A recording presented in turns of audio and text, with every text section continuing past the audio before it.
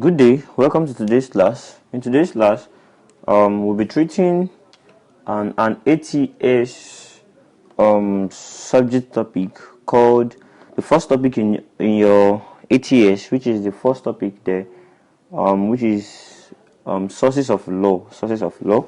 So that will be topic we'll be treating today. Sources of law. It is the first topic in your ATS ATSWA under business law. So that will be the topic we'll be treating today. So if this is your first time on this channel, so please, there's always a red button below this video. Click the red button to subscribe to our channel so that when we drop more and more of our videos, you will get notified.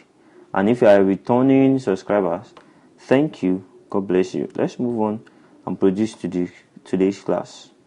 So firstly, before we can know the sources of law, we have to know what law is itself. So from what definition we have here, we have law is a set of rules and regulations formulated to ensure human conduct. It's a set of rules and regulations formulated to ensure human conduct. Fine, the question is, if, it's never possible for us to have 10 different people living together and in one way or the other there won't be fight, there won't be quarrel, there won't be misunderstanding. It's never possible. So if this is Mr. A, Mr. B, and Mr. C, if they are both living all together, even if Mr. A is a calm person, Mr. B is a calm person, there is a very high chance that Mr. C will not be a calm person because we have different personality. So if Mr. A decides to be on his own, Mr. B also decides to be on his own, Mr. A can be the one that looks for trouble, disturb their life, terrorize and terrify them. So that's why we have to have what we call laws that regulates everybody. So in terms of law is just a set of rules and regulations that everybody must obey. So in Nigeria itself has law. Why do you think a country called Nigeria has law? A country called Nigeria has law simply because it believes we can have people living together that there won't be something guiding their actions. That's why you see in sometimes when Mr. A and Mr. B, which are neighbors, start fighting, they will have to call on the police to come and settle the case. Now, and they will settle it according to what we have in the law. So that's what we mean by what the law is: a set of rules and regulations formulated to ensure good human conduct, good human conduct. So that's what we mean by what? Law. So right here, we now want to answer the question what we mean by what? Sources of law. Sources of law simply means the origin, the foundation of law, where law is actually coming from. What brought the perspective of law? Actually, let's come from a different perspective this time around. Now, one of the sources of law I will first mention here is what I called culture. Culture can be a source of law. How? Let me play a scenario for you guys. Now, imagine long time ago in the year 1900. Now, this is Mr. A, and this is a foreign country. This place is a foreign country. This place is another country. Now, let's say this is country Z, this is country Y. Now, one day, Mr. A was traveling, and in his course of traveling, he greeted a foreigner. And when he greeted a foreigner that came from country Y, the foreigner eats something on Mr. A's head. The foreigner eats something on Mr. A's head, and this broke into war between country Z and country Y. So with that little action that happened between a citizen of country Z and a citizen of country Y, broke into war between country Z and country Y. Now, out of what has happened, country Okay, out of what has happened, country Z now make a law that none of their citizens must greet people from country Y. None of their citizens must greet people from country Y. Country Y. So this, they have makes a law that originates from their culture. So they just make a law that originates from their culture. So sorry, that point is for historical development. Sorry, is for historical development.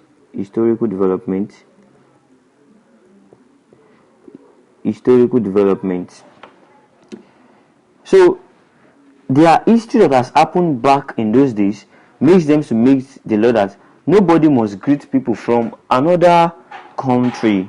So that's what we mean by what sources of law. Number one is what historical development. Number two is what I termed acts. What do we mean by acts? Acts are simply laws made by legislatures. Acts are laws made by legislatures. So out of the three arms of government, we have the executive, we have the legislation, and the what? Judiciary. So the legislature makes the law. So law made by the legislature is called the acts. So that's why you always hear something like Act 1 Section 1890, Act 1 Section 1893 of the Constitution. So all these laws are made by legislatures. So and they are all sources of law. They all constitute what we call law. Another one I will mention today is what we called decree. Decree are laws made by federal government in a military government. So there's something we call military government. If the military actually take over the power and they make law from the higher level, then that is called decree. For example, now as Buhari is the president of this country as of when this video was made, and in one way or the other, the soldiers, armies hijack the government from him. So when they hijack the government from him, he has to do nothing to do than to submit and just run for his life. Now, when they now got the power, when the soldiers got the power, they now proclaim that nobody must step out of his or her compound as from now henceforth. Now, that is decree. A law under military government coming from the federal government. Another one is what? Edict. Edict is a law under military government also, but coming from the state government. But the major one, the ones that are very, very important in your business law, are very, very important. They may ask is what we called criminal law. Criminal law. You know what we call criminal law? Criminal law simply means laws that originate as a result of criminals. So how to punish criminals, how we deal with criminals, and everything is what criminal law is concerned about. So another one is what we have precedent or case law. Precedent or case law.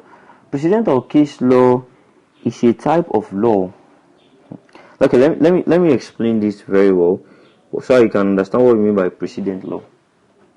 When we say a precedent law, imagine an issue happened in the year 2000, an issue of rape. Now, the way the issue was judged was in record.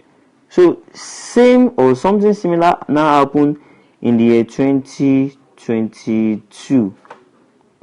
Now, if same thing happened in the year 2022, as a judge, you will go back to how this case was being judged. You will now use it to judge this same case we have here. So that's what we mean by what precedent law. Precedent law means using past issues to sort out similar present issues. That's what we mean by what precedent law. So all these are still the sources of law. They still make up what we call law. Another one we have is what we call customary law. Customary law. Customary law are laws that you allow to be binding on you. So customary law is a law you allow to be binding on you. For example, now if you are a Muslim, we have two types of customary law. We have the ethnic customary law, and we have the Muslim customary law. So for example, now if you are a Muslim, you know you must cover your head. This is also a law. But what type of law? It's a customary law. How is it a customary law? Because it is a customary law because it's something you accept willingly. Nobody forced you. So customary law are laws that you accept to be binding on you. You accept it, you want it yourself. So when you're a Muslim, you know you should cover your hair. You know you should always recite your Quran, read and recite your Quran. So all these are what we call customary law. Ethnic customary laws are maybe you join a particular organization. You join a particular organization where some laws are binding on you.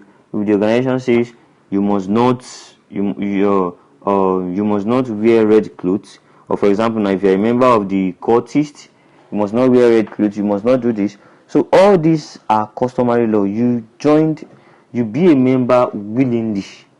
So that's what we call customary law. Another, we have the type of customary law. We have the Muslim and we have the ethnic customary law. So there's another law, we call it equity law.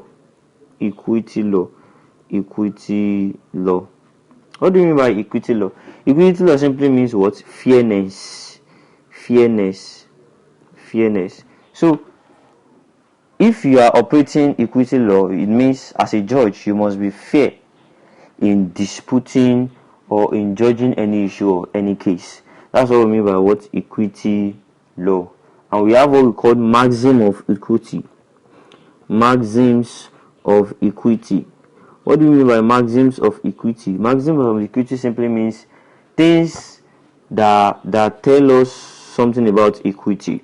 Number one is that equity must be fair. Equity must be fair. Equity must be fair. Yes, equity must be fair. Equity must treat everybody equal, and so on and so forth. So all these are maxims of equity. They are just like short statements that tell us what equity is. So that's what we mean by maxims of equity. So another one I'll be explaining is what we call, since I've said it before, precedent or case law. But there is this I want to explain about it: precedent or case law. Now, I said that precedent or case law are cases that has happened previously in the past, and similar things happen currently. So we are now using how we judge the previous one to judge the current one. That's what we mean by precedent or case law. Under precedent of case law, we have two things that are very, very important. We have what we call ratio decidendi,